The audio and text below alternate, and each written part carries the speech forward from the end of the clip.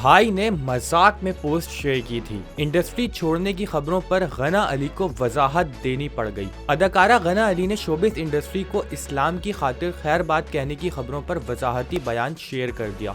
28 मार्च को गना अली के इंस्टाग्राम पर इंडस्ट्री को अलविदा कहने की स्टोरी शेयर की गई, जिसमें लिखा था कि वो खुदा के अहकामात और मजहब की खातिर शोबिस छोड़ रही हैं। मद्दाह उन्हें अपनी दुआओं में याद रखें। अदाकारा की स्टोरी चंद ही मिनटों में सोशल मीडिया पर वायरल हो गई। बाद अदा उन्हें एक और वजाहती बयान जारी करना पड़ा, जिसमें उन्होंने बताया कि वो इंडस्ट्री को अलविदा नहीं कह रही। गना ने स्टोरी में लिखा कि शोबिस छोड़ने की स्टोरी उनके भाई ने मजाक में लिखी थी, इसे सच न समझा जाए, वो शोबिस नहीं छोड़ रही।